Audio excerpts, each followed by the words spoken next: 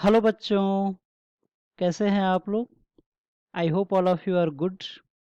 आज के इस क्लास में हम लोग बात करने जा रहे हैं क्लास 11th के second chapter unit and measurement के सेकंड लेक्चर के बारे में। इस चैप्टर का हमने फर्स्ट लेक्चर ऑलरेडी करा था, जिसमें हम लोग कुछ बेसिक्स के बारे में पढ़ा था, जिसमें फंडामेंटल क्वांटिटी के बारे में पढ़ा था, डिराइव्ड फिजिकल क्वांटिटी के बारे में पढ़ा था, सप्लीमेंट्री फिजिकल क्वांटिटी क्या क्या होता है उसके बारे में हम लोगों ने पढ़ा था। और हम लोगों ने सीखा था कि कैसे डायमेंशनल फार्मूला निकाला जाता है और उस डायमेंशनल फार्मूले में डायमेंशन किसको कहा जाता है, जो कि बहुत ही इंपॉर्टेंट लेक्चर था। तो अगर आप लोग ये लेक्चर देख रहे हो तो मैं आप लोगों को रिकमेंड करूंगा कि पिछले वाला लेक्चर अगर देख लोगे तो और बेहतर समझ में आएगा। ठीक है, तो आज की इस क्लास में हम लोग बात करने जा रहे हैं एक नए टॉपिक के साथ, और उस टॉपिक का नाम है प्रिंसिपल ऑफ होमोजिनिटी। इस लेक्चर में हम लोग प्रिंसिपल ऑफ होमोजिनिटी के बारे में पढ़ेंगे। ठीक है, और इस पे कुछ इंपॉर्टेंट न्यूमेरिकल करेंगे, जो कि आप लोगों के नीट के एग्जाम में, जी के एग्जाम में और बोर्ड एग्जाम में कई बार इंपॉर्टेंट क्वेश्चन देखा गया है। ठीक है, तो आइए स्टार्ट करते हैं। तो क्या होता है प्रिंसिपल ऑफ होमोजिनिटी? इस चीज़ को हम लोग समझते हैं। तो सबसे पहला चीज़ कि प्रिंसिपल ऑफ होमोजेनिटी का जो डिफिनीशन होता है कि it is meaningless to add और subtract two different quantity, but the same rule does not hold for the multiplication and division. Question ये कर रहा है कि it is meaningless to add और सब्ट्रैक्ट टू डिफरेंट क्वांटिटी, मतलब दो या दो से अधिक क्वांटिटी भी हो सकता है। तो कह रहा है कि ये जो है अलग अलग टाइप का अगर दो फिजिकल अगर क्वांटिटी है तो उसको हम ऐड या सब्ट्रैक्ट करेंगे तो ये मीनिंगलेस हो जाएगा, मतलब कि इसका कोई मतलब नहीं निकलेगा। ठीक है, और जबकि मल्टीप्लिकेशन और डिवीजन में ये रूल अप्लाई नहीं होगा, मतलब कि वहाँ पे हम लोग डिफरेंट फिजिकल क्वांटिटी का आपस में मल्टीप्लाई और डिवाइड कर सकते हैं, लेकिन ऐड या सब्ट्रैक्ट नहीं करते हैं। और अगर करेंगे तो ये मीनिंगलेस हो जाएगा। तो आइए इस चीज़ को थोड़ा मतलब समझते हैं हम लोग। तो डिफरेंट फिजिकल क्वांटिटी का क्या मतलब है? तो जैसे अगर हम बात करें कि कोई भी अगर फिजिकल क्वांटिटी अगर है क्यू, तो इस फिजिकल क्वांटिटी में दो चीज़ होता है। पहला होता है हमारा न्यूमेरिकल वैल्यू और दूसरा होता है यूनिट। न्यूमेरिकल वैल्यू और यूनिट से मिलकर हमारा जो बनता है वो बनता है फिजिकल क्वांटिटी। अब अगर कोई भी अगर फिजिकल क्वांटिटी है तो डिफरेंट टाइप की फिजिकल क्वांटिटी को हम लोग एक साथ कैसे ऐड नहीं करते हैं। ठीक है, तो इस चीज़ को थोड़ा सा हम लोग जानते हैं। तो अगर मान लो कि अगर हम पूछें कि आप लोग अपने घर पे कितने घंटे पढ़ाई करते हो, तो कोई कहेगा कि सर मैं 2 घंटे पढ़ाई करता हूँ। हम कहें कि वाह, बहुत ज़्यादा समय है 2 घंटा। हम कहें कि चलो 1 घंटा और बढ़ा लो, तो कहेगा कि सर हम 1 किलोमीटर टहलने भी जाते हैं। तो कहेगा कि 1 किलोमीटर टहलने के बाद जो टोटल हो गया वो हमारा 3 हो गया। तो इस 3 का कोई मतलब है क्या? नहीं, क्योंकि 2 आवर में 1 किलोमीटर को ऐड करने का कोई मतलब नहीं है। यानी कि आवर में हमेशा आवर को ही ऐड करोगे, या मिनट या सेकंड को ऐड कर सकते हो, मतलब टाइम का ही क्वांटिटी होना चाहिए, टाइम का ही वो यूनिट होना चाहिए। या फिर अगर कोई किलोमीटर की जब बात हो रही है तो उस किलोमीटर में लेंथ का ही कोई यूनिट ऐड हो सकता है या सब्ट्रैक्ट हो सकता है, मतलब कि या तो मीटर में ऐड कर दो या फिर किलोमीटर में ऐड कर दो। तो 2 किलोमीटर में 2 किलोमीटर ऐड हो सकता है, 2 आवर में 1 आवर और ऐड हो सकता है। वैसे ही कोई भी अगर फिजिकल क्वांटिटी है तो उस फिजिकल क्वांटिटी में सेम टाइप का ही फिजिकल क्वांटिटी को हम लोग सम कर सकते हैं या फिर माइनस कर सकते हैं। ऐसा क्यों है? ऐसा इसलिए है क्योंकि अगर अलग अलग टाइप की फिजिकल क्वांटिटी को अगर हम लोग सम करेंगे तो फिर उसका कोई मतलब ही नहीं आएगा, वो मीनिंगलेस हो जाएगा। ठीक है, जैसे कि मैंने अभी एग्जांपल दिया कि अगर मान लेते हैं कि अगर हम कहें कि तुम्हारे घर से स्कूल की कितनी दूरी है, कहोगे सर 10 किलोमीटर है। हम कहें ठीक है। फिर कहोगे कि सर हम लोग 2 घंटा पढ़ाई करते हैं, तो टोटल हमारा जो मैग्नीट्यूड हो गया वो 10 और 2 12 हो गया। तो उस 12 का कोई मतलब नहीं है, क्योंकि दूरी में हमेशा दूरी को ही ऐड किया जाता है, और टाइम में हमेशा टाइम को ऐड कर सकते हो, मतलब सेम टाइप की फिजिकल क्वांटिटी को ही ऐड या सब्ट्रैक्ट कर सकते हो। फॉर एग्जांपल के तौर पे अगर देखा जाए तो जैसे मान लीजिए कि अगर v equal to you plus A T है। ठीक है, ये आप लोग मोशन का फर्स्ट इक्वेशन पढ़े होगे, आप लोग क्लास 9th में भी पढ़े होगे और क्लास 11th में भी आएगा इसके बाद वाले चैप्टर में। तो हम लोग देख सकते हैं कि यहाँ पे u है और यहाँ पे ए टी है। ठीक है, तो इस प्रिंसिपल ऑफ होमोजिनिटी में दो चीज़ें थी। पहला कि सेम टाइप का जो फिजिकल क्वांटिटी है उसको ऐड और सब्ट्रैक्ट तो नहीं कर सकते हैं, लेकिन मल्टीप्लाई और डिवाइड कर सकते हैं। ये एक इंटरेस्टिंग फिनोमिना है। मतलब कि सेम टाइप का ही फिजिकल क्वांटिटी को ऐड या सब्ट्रैक्ट करेंगे, लेकिन जब मल्टीप्लाई और डिवाइड करने की बारी आएगी तो अलग अलग टाइप के फिजिकल क्वांटिटी को हम लोग मल्टीप्लाई या डिवाइड कर सकते हैं। तो आइए समझते हैं इसका क्या मतलब है। तो देखिए यहाँ पे v equal to you plus A T है, तो u जो है वो एक वेलोसिटी का टर्म है क्योंकि इनिशियल वेलोसिटी है। यहाँ पे देखिए दो टर्म है, एक हमारा एक्सेलरेशन है और एक हमारा क्या है, टाइम है। यानी कि एक्सेलरेशन और टाइम का आपस में मल्टीप्लाई हो सकता है, लेकिन एक्सेलरेशन का टाइम के साथ सम नहीं हो सकता है। ऐसा लिखा हुआ कहीं पे भी आप लोगों को नहीं दिखेगा। यानी कि एक्सेलरेशन के साथ टाइम के साथ, एक्सेलरेशन का टाइम के साथ कोई डिफरेंस नहीं हो सकता है, ऐसा कहीं पे लिखा हुआ नहीं दिखाई देगा। हाँ, ए अपॉन टी लिखा हुआ दिखाई देगा जो कि वेलोसिटी होता है। समझ में आ रहा है? सॉरी, v अपॉन टी लिखा हुआ दिखाई देगा जो कि क्या होता है, एक्सेलरेशन होता है। तो किसी भी फिजिकल क्वांटिटी को, डिफरेंट टाइप की फिजिकल क्वांटिटी को डिवाइड किया हुआ दिखाई देगा, लेकिन प्लस या माइनस किया हुआ दिखाई नहीं देगा। यही हमारा प्रिंसिपल ऑफ होमोजेनिटी है, ठीक है ना। तो आप लोग इसको देख सकते हो कि इससे हेल्प मिलता है कि हम जब एप्लीकेशन पढ़ते हैं डायमेंशनल फार्मूले का, तो उसमें आता है करेक्टनेस चेक करने का, कि किसी भी फॉर्मूले को हम लोग करेक्टनेस चेक करते हैं कि वो सही है कि गलत है। तो उसमें भी थोड़ा बहुत ये प्रिंसिपल ऑफ होमोजेनिटी हेल्प करता है। कैसे हेल्प करता है, तो आइए इस चीज़ को समझते हैं। तो जैसे अगर मान लीजिए कि अगर दिया हो कि v equal to you plus A t, ठीक है, ये हमारा मोशन का फर्स्ट इक्वेशन है। तो अगर हम दोनों तरफ का इसका अगर डायमेंशनल फार्मूला निकालें तो v का जो वैल्यू होगा वो हो जाएगा L T minus one, you का भी हो जाएगा एल टी माइनस वन, क्योंकि ये भी हमारा क्या है, इनिशियल वेलोसिटी है, ये हमारा फाइनल वेलोसिटी है। तो वेलोसिटी वेलोसिटी होता है, चाहे वो इनिशियल हो या फाइनल हो, उसका डायमेंशनल फार्मूला सेम होता है। प्लस यहाँ पे एक्सेलरेशन का क्या हो जाएगा, तो एक्सेलरेशन का हो जाएगा एल टी माइनस टू, और टी का क्या होगा यहाँ पे, तो ये हो जाएगा कैपिटल टी। तो आप लोग देखेंगे यहाँ पे कि L T minus one is equal to L T minus one plus, यहाँ पे टी से एक टी कैंसिल आउट होगा तो ये भी आ जाएगा एल टी माइनस वन। अब आप लोग यहाँ से देख सकते हो कि ये फॉर्मूले को क्यों जस्टिफाई किया जाता है कि सही है, क्योंकि यहाँ पे जो डायमेंशनल फार्मूला आ रहा है वही सेम डायमेंशनल फार्मूला दूसरे जगह पे भी आ रहा है। यानी कि सेम डायमेंशनल फार्मूले वाली क्वांटिटी को हम ऐड कर सकते हैं।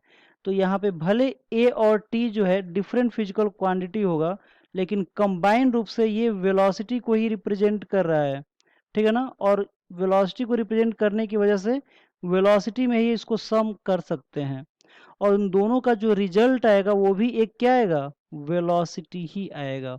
तो यही हमारा प्रिंसिपल ऑफ होमोजेनिटी है कि सेम टाइप के फिजिकल क्वांटिटी को सेम टाइप के फिजिकल क्वांटिटी में ऐड या सब्ट्रैक्ट करेंगे और उसका जो रिजल्ट आएगा वो भी उसी टाइप का फिजिकल क्वांटिटी होगा। जैसे 2 किलोमीटर को अगर हम 10 किलोमीटर में ऐड करेंगे तो 12 किलोमीटर ही आएगा, कभी 12 मिनट, 12 सेकेंड या 12 आवर नहीं आ सकता है, ठीक है ना। तो यही हमारा प्रिंसिपल ऑफ होमोजेनिटी है, ठीक है ना। तो आइए इसके ऊपर हम लोग कुछ क्वेश्चन कर लेते हैं। तो पहला क्वेश्चन है, ठीक है, कि तो क्वेश्चन ये कह रहा है, फर्स्ट क्वेश्चन, कि find the dimension of A and be in the following equation. Question में ये कह रहा है कि जो इक्वेशन है नीचे लिखा हुआ उनमें से ए और बी का हमें डायमेंशन पता करना है। किसका डायमेंशन पता करना है, ए और बी का। और इक्वेशन क्या है, v equal to a plus b t, जहाँ पे v हमारा वेलोसिटी है और t यहाँ पे टाइम है। तो प्रिंसिपल ऑफ होमोजेनिटी के बेस पे ये क्वेश्चन दिया हुआ है, तो जाहिर सी बात है कि प्रिंसिपल ऑफ होमोजेनिटी से ये क्वेश्चन सॉल्व होगा। तो आइए देखते हैं कि कैसे सॉल्व होगा। तो देखिए यहाँ पे क्या दिया हुआ है, तो यहाँ पे एक इक्वेशन दिया है v equal to a plus b t, v equal to a plus b t, ठीक है। तो प्रिंसिपल ऑफ होमोजेनिटी के अकॉर्डिंग सेम टाइप का ही फिजिकल क्वांटिटी को सेम टाइप के फिजिकल क्वांटिटी में ऐड कर सकते हैं। यानी कि यहाँ पे जो ए होगा और यहाँ पे जो बी टी होगा, दोनों का डायमेंशनल फार्मूला क्या आना चाहिए, सेम आना चाहिए, क्योंकि सेम टाइप की फिजिकल क्वांटिटी का डायमेंशनल फार्मूला तो सेम ही होगा, ठीक है। और इसका जो रिजल्ट है भी, ये भी हमारा क्या होगा, सेम आना चाहिए। यानी कि अगर भी यहाँ पे वेलोसिटी है तो 110% यहाँ पे ए भी क्या होगा, वेलोसिटी होगा, क्योंकि ए में बी टी को जोड़ा जा रहा है और ए एक सेपरेट टर्म है, और सेपरेट टर्म का जो डायमेंशनल फार्मूला होगा वही उसके रिजल्ट के बराबर होगा। यानी कि ए का जो डायमेंशनल फार्मूला होगा ये भी के डायमेंशनल फार्मूले के इक्वल होगा, और ये हो जाएगा एल टी माइनस वन। तो यहाँ पे ए का जो डायमेंशनल फॉर्मूला आएगा वो आ जाएगा हमारा एल टी माइनस वन आ जाएगा। ठीक है, अब हम बात करते हैं दूसरे वाले का, बी टी का। तो यहाँ पे बी टी का जो होल वैल्यू होगा डायमेंशनल फॉर्मूला, ये हमारा फिर से वी के डायमेंशनल फॉर्मूले के इक्वल होगा, क्योंकि बी टी को हम ए में ऐड कर रहे हैं और सेम टाइप के फिजिकल क्वांटिटी को ऐड कर सकते हैं। यानी कि यहाँ पे बी टी इक्वल टू और भी का डायमेंशनल फॉर्मूला हो जाएगा एल टी माइनस वन। यानी कि यहाँ पे टी दिया हुआ है क्वेश्चन में कि ऑलरेडी ये क्या है, टाइम है। तो हम लिख सकते हैं कि बी और टी के जगह पे हम लोग कैपिटल टी यूज कर सकते हैं, equal to L T minus one. यहाँ से अगर हम बी की वैल्यू निकालें तो ये आ जाएगा L T minus one upon T. ये अगर ऊपर लेके जाएंगे इसको, एक सेकंड, अगर t को अगर हम लोग ऊपर लेके जाएंगे तो ये आ जाएगा हमारा एल टी माइनस टू। और ये एक एक्सेलरेशन का डायमेंशनल फार्मूला होता है, यानी कि यहाँ पे जो b कांस्टेंट दिया हुआ है ये हमारा यहाँ पे एक्सेलरेशन का काम कर रहा है। यानी कि इसका जो डायमेंशनल फार्मूला आ रहा है वो किसके बराबर आ रहा है, तो एक्सेलरेशन के बराबर आ रहा है एल टी माइनस टू। तो b का हो जाएगा एल टी माइनस टू और a का हो जाएगा एल टी माइनस वन। यानी कि a यहाँ पे वेलोसिटी का काम कर रहा है और b यहाँ पे एक्सेलरेशन का काम कर रहा है इस इक्वेशन में। ठीक है, आइए नेक्स्ट क्वेश्चन पे चलते हैं। इसको आप लोग पॉज करके नोट कर सकते हैं। सेकेंड क्वेश्चन में कह रहा है कि find the dimension of A B C D and E. यहाँ पे चार क्वांटिटी का हमें डायमेंशनल फॉर्मूला निकालना है, a B C D and e, in the following equation. ठीक है, इक्वेशन क्या दिया हुआ है, तो आइए इस चीज़ को थोड़ा सा नोट कर लेते हैं। ठीक है ना, तो सबसे पहले हमें यहाँ पे इक्वेशन दिया हुआ है x equal to a plus b t plus c t square plus d t cube upon e plus t. ठीक है, ये हमारा इक्वेशन दिया हुआ है और हमें किसकी वैल्यू निकालना है, a B C D and e, 5 quantity की वैल्यू निकालना है। ठीक है, तो जो गिवन है पहले उसको नोट कर लेते हैं। तो गिवन में क्या दिया हुआ है यहाँ पे, तो गिवन में इक्वेशन दिया हुआ है कि x is equal to a plus b t plus c t square plus d t cube upon e plus t. ये हमारा एक इक्वेशन दिया हुआ है और इसमें दो इन्फॉर्मेशन दिया है और वो इन्फॉर्मेशन ये है कि x यहाँ पे डिस्प्लेसमेंट है और t यहाँ पे टाइम है। तो आइए इसके इन्फॉर्मेशन के द्वारा हम लोग कैसे सॉल्व करते हैं। तो ध्यान समझिए, अगर मान लीजिए कि अगर x जो है हमारा डिस्प्लेसमेंट है, ठीक है, अगर x डिस्प्लेसमेंट है तो निश्चित रूप से a भी हमारा क्या होगा, डिस्प्लेसमेंट होगा, बी टी भी हमारा क्या होगा, डिस्प्लेसमेंट होगा, क्योंकि सेम टाइप की फिजिकल क्वांटिटी को ही हम ऐड कर सकते हैं और उसका जो रिजल्ट आएगा वो भी हमारा सेम ही टाइप का फिजिकल क्वांटिटी होगा। तो अगर x दिया हुआ एक डिस्प्लेसमेंट है तो निश्चित रूप से a और बी टी दोनों हमारा क्या होगा, डिस्प्लेसमेंट होगा। वैसे यहाँ पे सी टी स्क्वायर ये कंबाइंड रूप से हमारा क्या होगा, डिस्प्लेसमेंट होगा, क्योंकि सी टी स्क्वायर को हम बी टी में ऐड कर रहे हैं। ठीक है, वैसे यहाँ पे ये जो पूरा टर्म है D t cube upon e plus t, ये पूरा टर्म की वैल्यू किसके बराबर होगा, डिस्प्लेसमेंट के बराबर होगा। ठीक है ना, तो यहाँ से हम लोग ए की वैल्यू तो डायरेक्टली निकाल सकते हैं क्योंकि ए हमारा एक्स के इक्वल हो जाएगा, एक्स के डायमेंशनल फार्मूले के बराबर, और एक्स का डायमेंशनल फार्मूला अगर एक्स डिस्प्लेसमेंट है तो इसका एल हो जाएगा। तो ए का तो बहुत इजीली निकल गया। ठीक है, तो ए की वैल्यू आ गया हमारा एल। ठीक है, अब हम बात करते हैं दूसरे का। तो सेकंड में यहाँ पे बी टी है, तो बी टी जो है ये भी हमारा एक्स के डायमेंशनल फार्मूले के इक्वल होगा और एक्स डिस्प्लेसमेंट होते हैं हमारे एल हो जाएगा। क्वेश्चन में दिया हुआ है कि टी यहाँ पे टाइम है, तो टी के जगह पे हम लोग कैपिटल टी लिख सकते हैं इक्वल टू एल। तो बी इक्वल टू हो जाएगा एल टी माइनस वन। यानी कि यहाँ पे जो बी है वो यहाँ पे एक्सेलरेशन का काम कर रहा है। ठीक है, सॉरी वेलोसिटी का काम कर रहा है, यानी कि जो बी है उसका डायमेंशनल फार्मूला क्या आएगा, एक वेलोसिटी के बराबर आएगा। ठीक है, आगे देखते हैं। तो इसके बाद है सी टी स्क्वायर, तो हमारा यहाँ पे जो सी टी स्क्वायर है वो भी हमारा किसके इक्वल हो जाएगा, एक्स के बराबर हो जाएगा। यानी कि जो सी टी स्क्वायर होगा वो हमारा एक्स के डायमेंशनल फार्मूले के इक्वल होगा और ये हमारा डिस्प्लेसमेंट है तो एक्स होगा। तो यहाँ से सी इक्वल टू यहाँ पे टी टाइम है तो ये हो जाएगा एल अपॉन टी स्क्वायर, यानी कि एल टी माइनस टू। यानी कि जो c का डायमेंशनल फार्मूला आ रहा है वो हमारा किसका आ रहा है, एक्सेलरेशन का आ रहा है।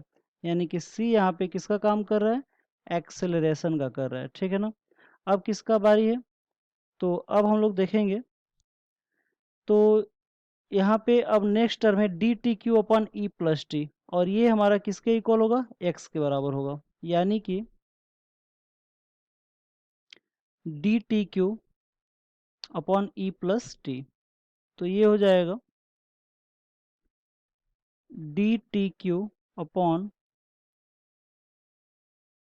एक्स प्लस टी, यही है, नहीं ई प्लस टी है,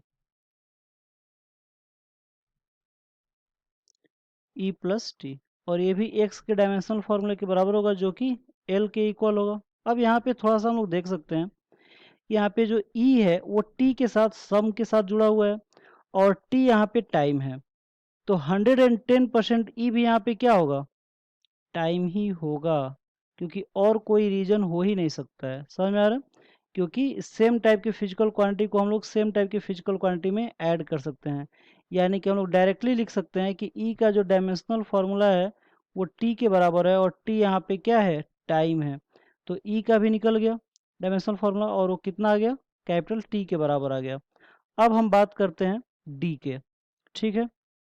तो डी के लिए अगर हम लोग देखेंगे तो यहाँ से e t to the power 3 upon नीचे भी टी प्लस टी करेंगे तो टी ही हो जाएगा, ठीक है ना, इक्वल टू एक्स के बराबर होगा। तो एक टी से एक टी कैंसिल आउट हो जाएगा, यानी कि d t square equal to x होगा। तो डी इक्वल टू हो जाएगा एक्स अपॉन टी स्क्वायर, और एक्स यहाँ पे डिस्प्लेसमेंट है तो एल हो जाएगा, और टी यहाँ पे टाइम है तो टी स्क्वायर हो जाएगा।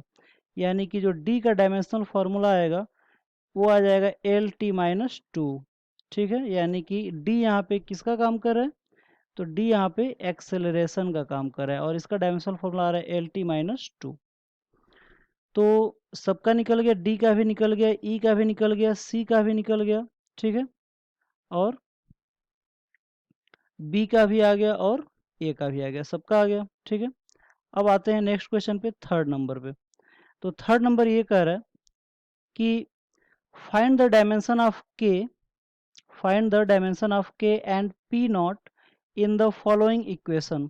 के और पी नॉट का हमें डायमेंशनल इक्वेशन निकालना है, और डायमेंशनल इक्वेशन क्या दिया है, p equal to p naught e के power minus k t, where p is pressure and t is time, ठीक है। तो आइए देखते हैं इस क्वेश्चन का क्या सोल्यूशन होगा।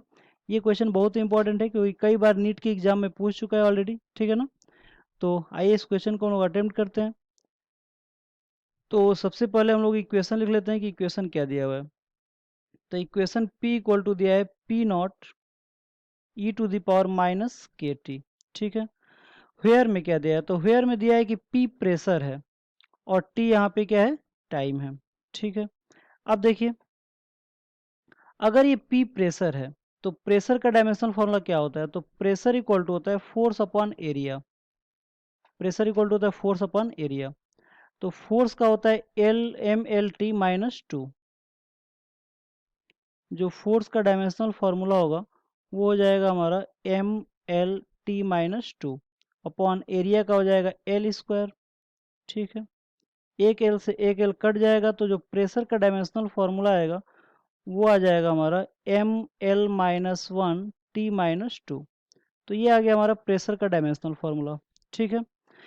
अब जो प्रेशर का डायमेंशनल फार्मूला होगा P का, वही हमारा P नॉट का भी होगा, क्योंकि P नॉट जो है यहाँ पे प्रेशर का ही मैक्सिमम वैल्यू को रिप्रेजेंट कर रहा है, और वो इसलिए कर रहा है क्योंकि यहाँ पे E एक एक्सपोनेंशियल फंक्शन है, ठीक है ना। जैसे कि आप लोग मैथमेटिक्स में आगे पढ़ोगे भी कि जैसे साइन थीटा होता है, जैसे कॉस थीटा होता है, जैसे लॉग होता है, वैसे एक्सपोनेंशियल भी एक फंक्शन होता है। और ये कोई फिजिकल क्वांटिटी नहीं होता है जिसका साथ में कोई यूनिट है, और जब यूनिट नहीं आएगा तो उसका कोई ना कोई न्यूमेरिकल वैल्यू आएगा। जैसे कॉस थीटा की वैल्यू जो होता है हमेशा एक नंबर आता है, जैसे कॉस 60 की वैल्यू 1/2 आता है, कॉस 0 की वैल्यू 1 आता है। तो इनकी वैल्यू के साथ कोई यूनिट नहीं आता, यानी कि ये कोई यूनिट नहीं है, फिजिकल क्वांटिटी नहीं है, ये क्या है, कांस्टेंट है, ठीक है ना, फंक्शन की तरह काम करते हैं।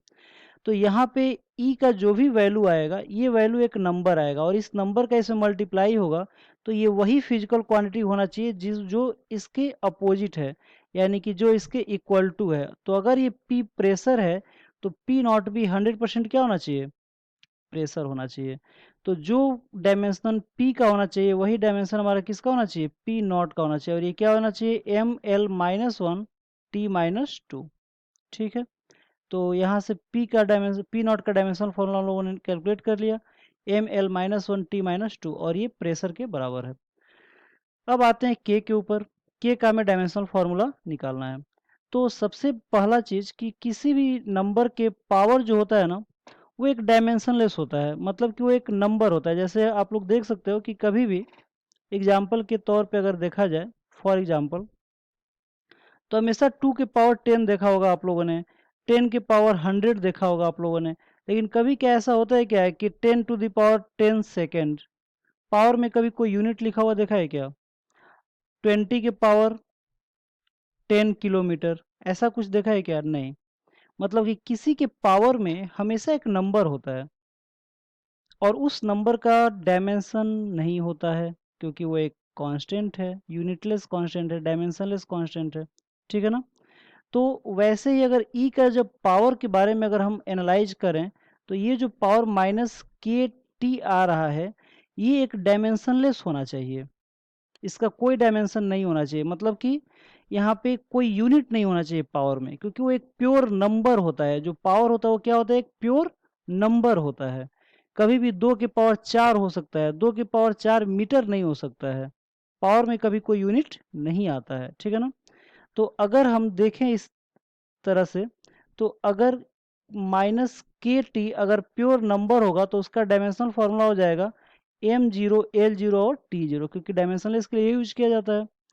तो माइनस का तो कोई वैल्यू नहीं है यहाँ पे, क्योंकि हमको के का डायमेंशनल फार्मूला निकालना है। तो के और टी का हमारा यहाँ पे टाइम है, तो कैपिटल टी हो जाएगा। ये हो जाएगा M0 L0 और T0। तो यहाँ से जो के की वैल्यू आ जाएगी वो आ जाएगी M0 L0 और टी के पावर -1। यानी कि ये एक फ्रीक्वेंसी का डायमेंशनल फार्मूला आ रहा है, यानी कि के यहाँ पे एक फ्रीक्वेंसी का काम कर रहा है। ठीक है ना? तो के का डायमेंशनल फार्मूला आ गया M0 L0 और T-1। तो ऐसे इस क्वेश्चन में निकालना था। ठीक है, आइए नेक्स्ट क्वेश्चन के ऊपर चलते हैं। तो नेक्स्ट क्वेश्चन में देखते हैं हम लोग। पॉज करके आप लोग ट्राई कर सकते हो और ऑप्शन में कमेंट कर सकते हो। कमेंट में आप लोग लिख सकते हो कि कितना आप लोग का सही आंसर आ रहा है, और फिर मेरे सोल्यूशन से मिला सकते हो आप लोग। आइए चेक करते हैं कि इसका क्या आंसर आएगा। तो पहले पढ़ते हैं इस क्वेश्चन को। कह रहा है find the dimension of W and T in the following equation. Question ये कर रहा है कि इस इक्वेशन में W और T का डायमेंशन निकालना है। और इक्वेशन क्या दिया हुआ है? तो इक्वेशन है y equal to a sine omega t minus k x. ठीक है, जहाँ पे x और y क्या है, डिस्प्लेसमेंट है, और t यहाँ पे टाइम है। तो सबसे पहले इस इक्वेशन को लोग नोट कर लेते हैं और फिर इसको अटेम्प्ट करेंगे हम लोग। तो y equal to a sine omega t minus k x. ठीक है, तो जैसा कि मैंने अभी पिछला क्वेश्चन बताया कि साइन है, एक्सपोनेंशियल है, लॉग है, ये सब एक फंक्शन होता है और इनका कोई यूनिट नहीं होता है, क्योंकि ये कोई फिजिकल क्वांटिटी नहीं होते हैं। तो वैसे ही अगर हम लोग इस चीज़ को थोड़ा सा अगर ध्यान दें, तो यहाँ पे जो भी साइन के आगे की जो भी वैल्यू है, ये एक नंबर आएगा। क्योंकि साइन के आगे जो भी होता है, जैसे omega t minus k x, ये एक तरह का एंगल है। और एंगल जैसे मान लेते हैं कि अगर टोटल की वैल्यू अगर 30 डिग्री आ रहा है तो साइन 30 हो जाएगा, और साइन 30 की वैल्यू 1/2 आता है। यानी कि साइन के आगे अगर ओवरऑल वैल्यू अगर कभी भी निकाले तो ये एक नंबर आएगा, और इस नंबर का ए में मल्टीप्लाई होगा। तो ए का डायमेंशन वही होना चाहिए जो हमारा वाई का डायमेंशन होना चाहिए। ठीक है ना? और जब आप लोग आगे पढ़ोगे, सिंपल हार्मोनिक मोशन में पढ़ोगे इस इक्वेशन के बारे में, तो देखोगे कि डिस्प्लेसमेंट की मैक्सिमम वैल्यू होता है, जिसको हम एम्पलीट्यूड भी कहते हैं। ठीक है ना? तो यहाँ पे अगर y अगर डिस्प्लेसमेंट है, तो डिस्प्लेसमेंट का जो डायमेंशनल फार्मूला होगा वो L हो जाएगा, और यही हमारा A का भी डायमेंशनल फार्मूला होगा, और वो भी क्या हो जाएगा, L हो जाएगा। तो बहुत इजीली तरीके से हम लोग देख सकते हैं कि A का डायमेंशनल फार्मूला आ गया, क्या आ गया, L आ गया। ठीक है, अब आगे बढ़ते हैं। तो आगे हम लोग देखेंगे तो omega t minus k x है। मैंने अभी भी बताया कि साइन के आगे जो कुछ होगा वो क्या होगा, एंगल होगा, और एंगल एक डायमेंशनलेस क्वांटिटी होता है। ठीक है, इसका यूनिट होता है लेकिन डायमेंशन नहीं होता है। ठीक है, क्योंकि दोनों सप्लीमेंट्री एंगल दोनों जो सप्लीमेंट्री फिजिकल क्वांटिटी होते हैं उनमें यही खासियत होती है कि उनका कोई डायमेंशन नहीं होता है लेकिन उनका यूनिट होता है। अगर आप लोगों के एग्जाम में अगर पूछा जाए कि क्या ये संभव है कि किसी फिजिकल क्वांटिटी का डायमेंशन ना हो और यूनिट हो, तो बिल्कुल ये संभव है। और उसका एग्जाम्पल होगा एंगल, चाहे वो प्लेन एंगल हो या फिर सॉलिड एंगल हो। प्लेन एंगल होगा तो उसका यूनिट रेडियन होगा और डायमेंशनलेस होगा, वो कोई डायमेंशन नहीं होगा। वैसे ही हमारा सॉलिड एंगल का स्टेरेडियन होगा यूनिट, और कोई डायमेंशन नहीं होगा। लेकिन अगर क्या ये पूछा जाए कि क्या ऐसा संभव है कि कोई ऐसा फिजिकल क्वांटिटी जिसका डायमेंशन हो और यूनिट ना हो, तो ये कभी संभव नहीं हो सकता है, क्योंकि डायमेंशन हम लोग यूनिट का हेल्प लेकर ही निकालते हैं। तो जब यूनिट ही नहीं होगा तो डायमेंशन कहाँ से होगा। ठीक है, तो आइए देखते हैं। तो एंगल जो होता है वो एक डायमेंशनलेस होता है, उसका यूनिट होता है रेडियन होता है, डिग्री होता है, लेकिन डायमेंशन नहीं होता है। ठीक है ना। तो omega t minus k x, यहाँ पे प्रिंसिपल ऑफ होमोजेनिटी के अकॉर्डिंग देखोगे कि ये दोनों जो है ओमेगा टी और के एक्स डिफरेंस के द्वारा अटैच्ड है, मतलब कि दोनों के बीच में डिफरेंस निकालना है। और मैंने अभी बताया कि सेम टाइप के फिजिकल क्वांटिटी का ही हम लोग सम कर सकते हैं या फिर माइनस कर सकते हैं। तो हम लोग देखेंगे कि जो ओमेगा टी है ये एक डायमेंशनलेस होना चाहिए, और डायमेंशनलेस का जो डायमेंशन होगा उसको हम लोग m0 l0 और t0 लिख सकते हैं। अब यहाँ पे t जो है कैपिटल T लिख सकते हैं यहाँ पे टाइम, और ये हो जाएगा m0 l0 और t0। तो यहाँ से ओमेगा की जो वैल्यू आ जाएगा वो आ जाएगा m0 l0 और t-1, यानी कि ओमेगा यहाँ पे फ्रीक्वेंसी का काम कर रहा है। और आप लोग आगे जब पढ़ोगे तो देखोगे कि ओमेगा जो होता है एंगुलर फ्रीक्वेंसी को ही ओमेगा कहा जाता है। तो यहाँ से हम लोग ओमेगा की वैल्यू निकालिए। ओमेगा या डब्लू बात देखिए, ठीक है ना, आप लोग कंफ्यूज मत होना, डब्लू लिखा हो या ओमेगा, हमारा मतलब यहाँ पे फ्रीक्वेंसी से। आगे देखते हैं। तो जो ओमेगा टी है इसमें हमें के एक्स माइनस किया गया है, यानी कि जब ओमेगा टी हमारा डायमेंशनलेस है तो के एक्स भी हमारा क्या होगा, डायमेंशनलेस होगा। तो हम लोग लिख सकते हैं के x is equal to m0 l0 और t0। ठीक है, तो यहाँ से हम लोग के एक्स हमारा डिस्प्लेसमेंट ऑलरेडी दिया हुआ था क्वेश्चन में, तो इसका l लिख लेंगे और ये हो जाएगा m0 l0 और t0। तो यहाँ पे जो k की वैल्यू आ जाएगी, हो जाएगी m0 l-1 और t0। ये हमारा k का डायमेंशनल फार्मूला होगा। ठीक है, तो आज हमने कुछ इम्पॉर्टेंट क्वेश्चन के बारे में डिस्कशन किया। ठीक है, जो कि बहुत इंपॉर्टेंट है, मोस्ट प्रोबेबली आप लोग के एग्जाम में पूछे जाते हैं। और प्रिंसिपल ऑफ होमोजेनिटी हम लोगों ने पढ़ा। नेक्स्ट जब वीडियो में हम लोग बात करेंगे नेक्स्ट लेक्चर में कि क्या क्या डायमेंशनल एनालिसिस के एप्लीकेशन होते हैं, और 3 एप्लीकेशन होते हैं, और तीनों के बारे में हम लोग नेक्स्ट लेक्चर में बात करेंगे। आज के लिए इतना ही। Thank you very much. Good luck.